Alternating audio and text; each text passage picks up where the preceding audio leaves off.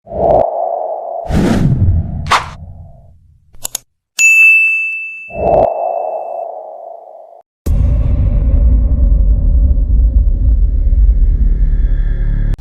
pokoknya.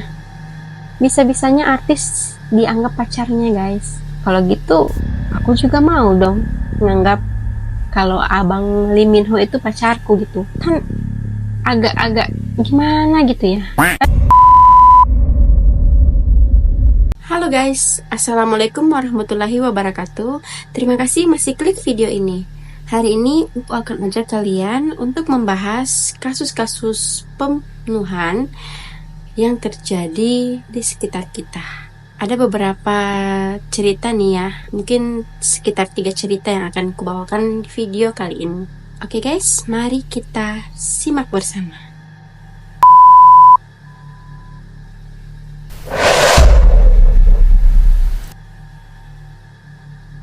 Yang pertama, ada kisah seorang ibu di Korea yang tinggal bersama suami dan anaknya yang masih TK. Nah, suatu ketika ibu ini mau naik lift, guys. Dia menekan tombol lift nih kan. Nah, di dalam lift itu ternyata sudah ada seorang bapak-bapak memakai jas hujan berwarna kuning dan juga memakai topi berwarna kuning. Tapi anehnya guys, bapak-bapak ini hanya diam saja gitu. Bapak ini sama sekali tidak memencet tombol lift itu kan. Nah, ada yang janggal nih, kata si ibunya. Mungkin pikir ibunya, bapak ini juga tinggal di lantai apart yang sama. Tapi kalau memang bapak ini tinggal di lantai apart yang sama dengan ibu ini, nah, lantas kenapa bapak ini sudah duluan berada di lift itu guys? Ibu sempat melirik ke bapak ini.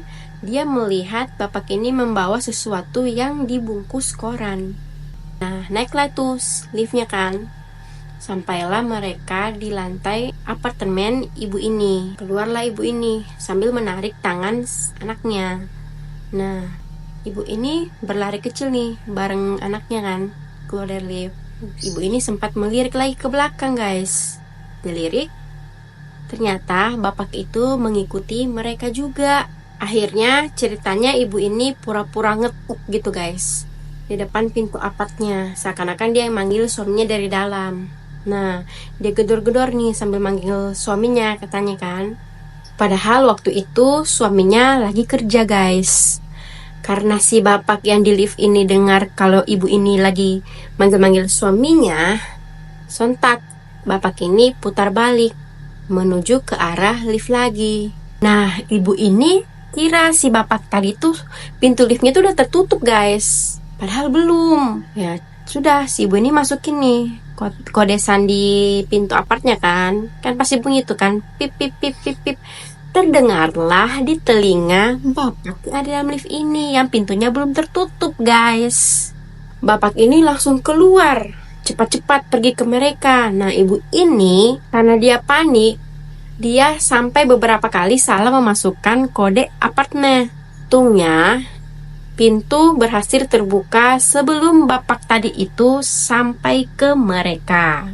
Dia langsung menarik anaknya, menutup pintu, terus dia intip nih dari dalam.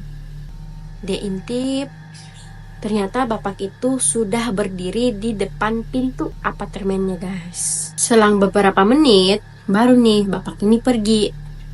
Nah, beberapa bulan kemudian dari kejadiannya ibu ini kan, ibu ini lagi nonton nih guys, siaran TV. Ada berita kalau ada kasus pembunuh berantai yang sudah menghabisi 20 orang wanita, dimana korban-korbannya itu dipotong guys. Nama tersangka ini adalah Yo Yong Chul. Ibu ini sontak pucat dong guys, karena bapak yang ada di TV itu sama dengan bapak yang mereka temui di dalam lift. Pakaiannya pun sama guys pada saat ditangkap. Dia memakai jas hujan berwarna kuning dan memakai topi.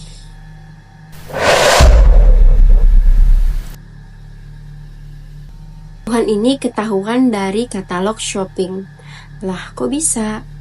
Nah, jadi kejadian ini sebenarnya sudah cukup lama ya guys, sekitar tahun 1989, di mana ada seorang anak berusia 11 tahun bernama Lisa Brannen. Dia tinggal di Amerika Serikat, lebih tepatnya di daerah Virginia.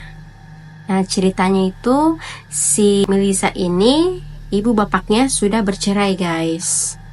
Jadi Melissa ini ikut mamanya yang bernama Tammy Brannen.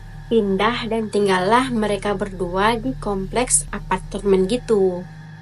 Nah, suatu ketika pada tanggal 3 Desember tahun 1986 ada sebuah acara nih guys di kompleks mereka, kayak acara Natalan gitu, party-party kecil lah, makan-makan. Nah, pada pukul 10 malam si Tammy ini ajak nih si anaknya, yuk Melissa kita pulang, ini sudah larut malam kan. Nah, kebetulan kan pada waktu itu lagi winter guys, jadi si Tammy ini mamanya Melissa minta tolong nih ke Melissa, nak boleh ambilkan dulu, mama punya jaket kan di sana.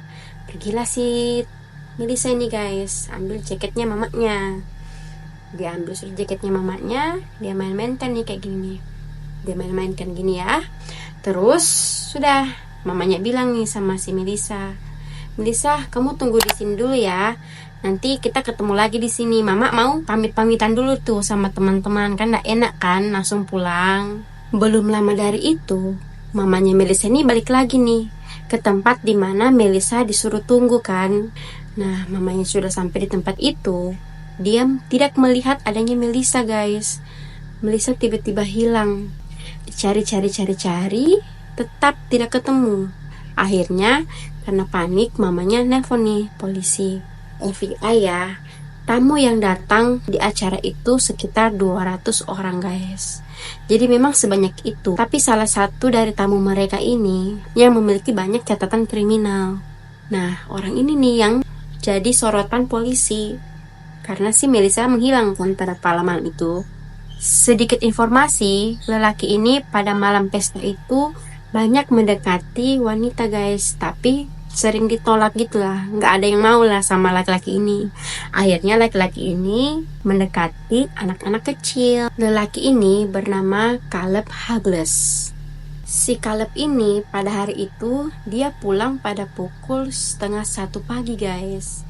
Nah, polisi kan ngikut nih kan ke rumahnya si Caleb. Pertama kali dia melihat speedometer jarak tempuh mobilnya itu kok kayak jauh gitu ya.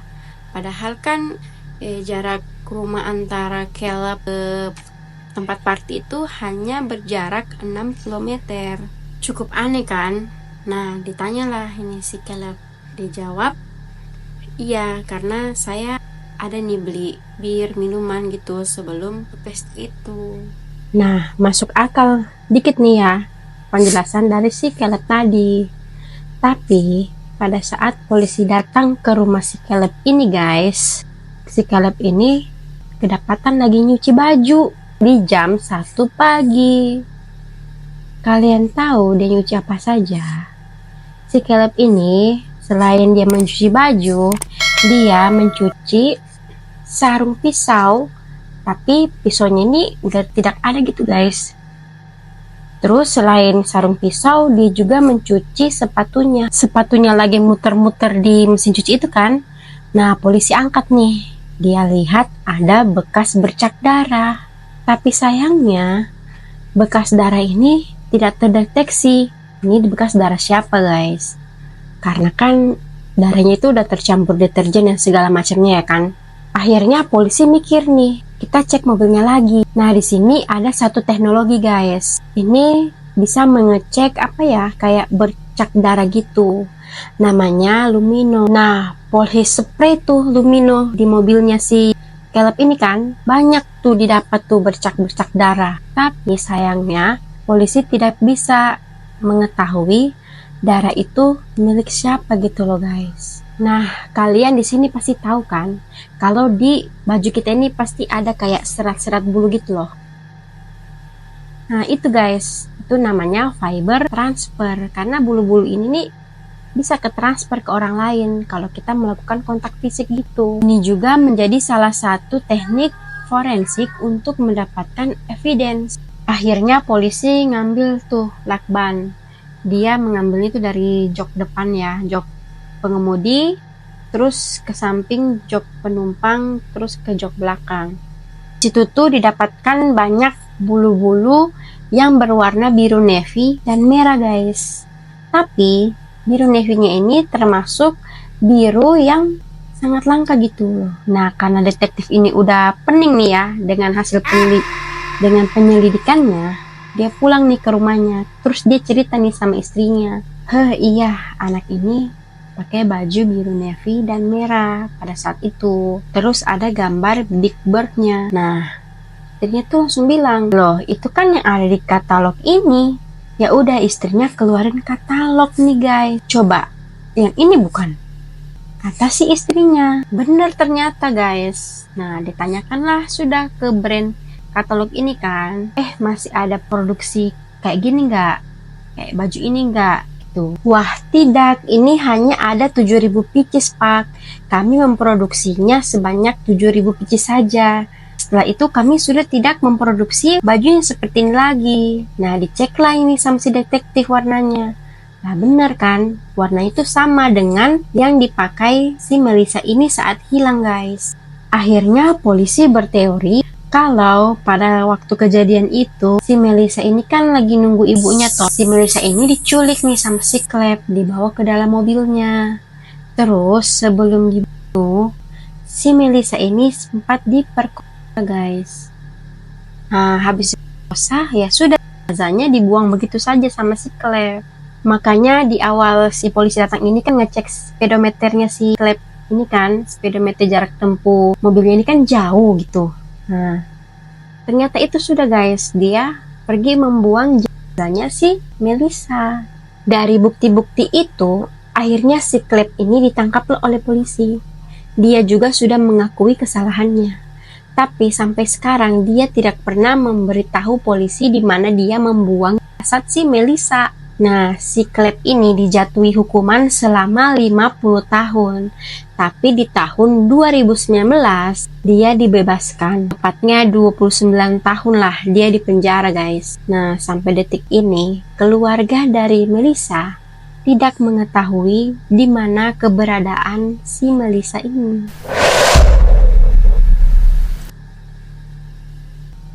Di sini siapa yang mengira kalau artis-artis yang membawa bodyguard itu hanya untuk kayak jangan sentuh aku jijik mas. Kalian salah guys.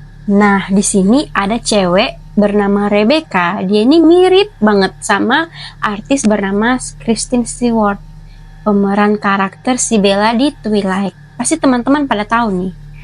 Nah ini ceritanya si Rebecca ini meninggal pada usia 21 tahun guys, karena dibunuh oleh anak berusia 19 tahun di tahun 1986.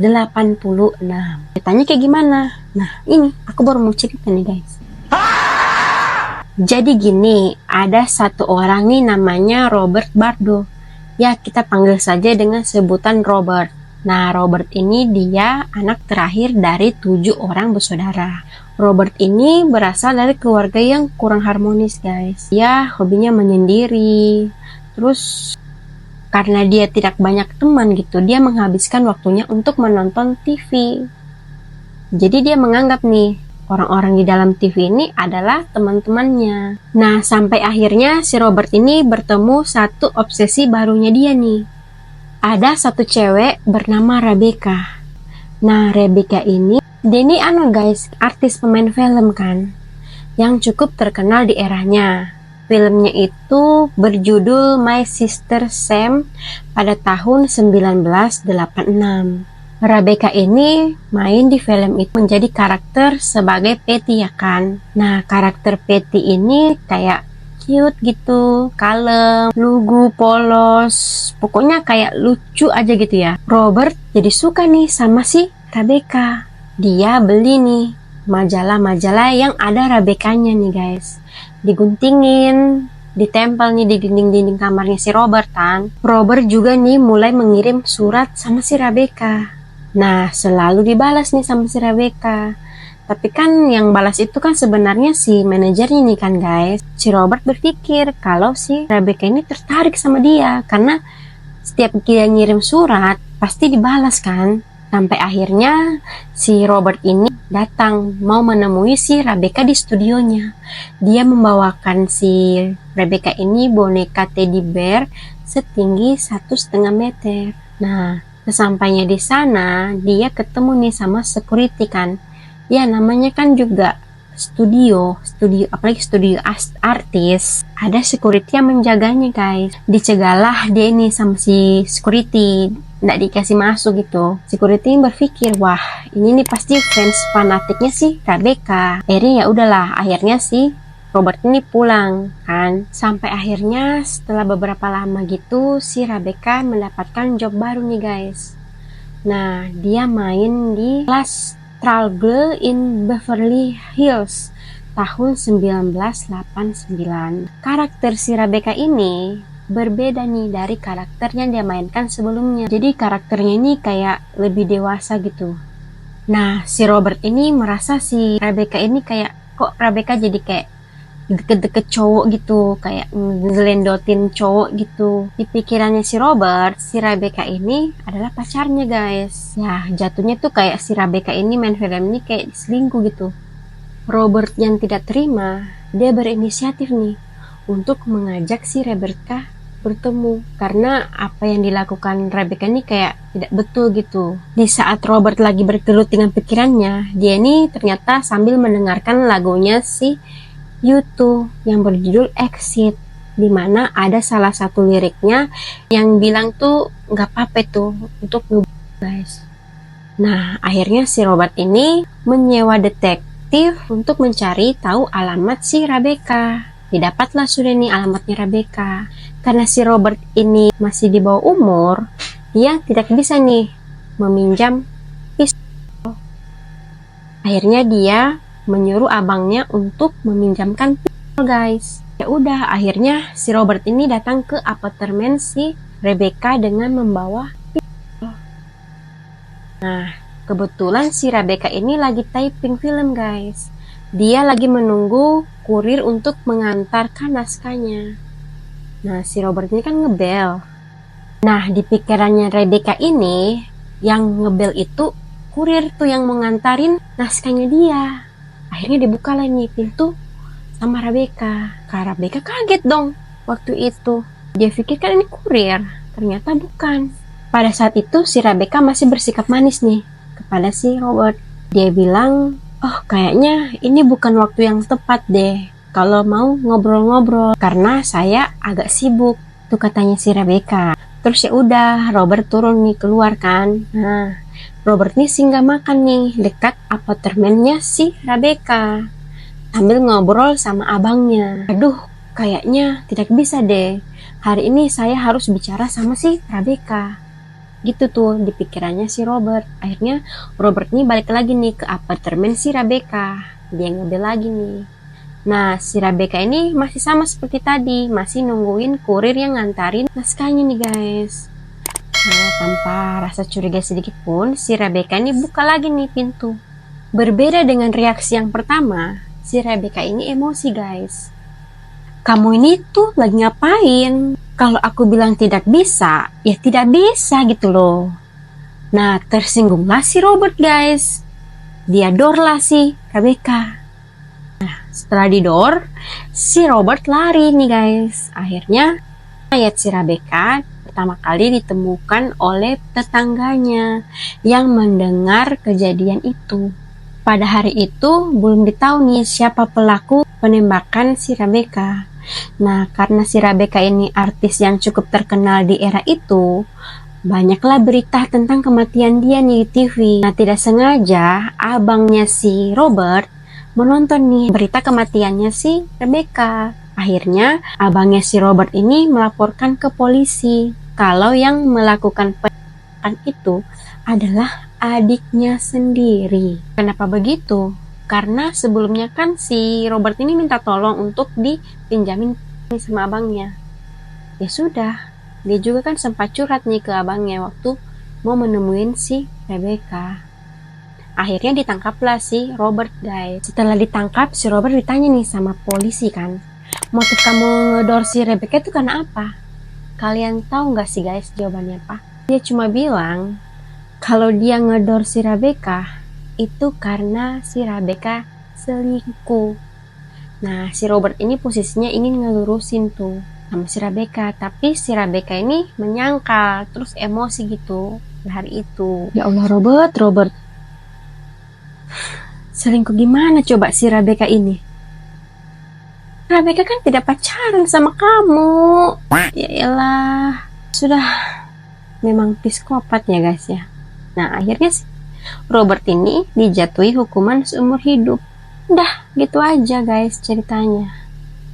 Gila pokoknya. Bisa-bisanya artis dianggap pacarnya guys. Kalau gitu aku juga mau dong nganggap kalau abang Lee Min Ho itu pacarku gitu. Kan agak-agak gimana gitu ya. Udahlah, pusing. Oke guys, terima kasih kalian sudah menonton video ini sampai habis. Jangan lupa share ke teman-teman kalian, jangan lupa like, dan ayo komen di bawah untuk saran-saran atau kritik di video yang tadi ya guys ya.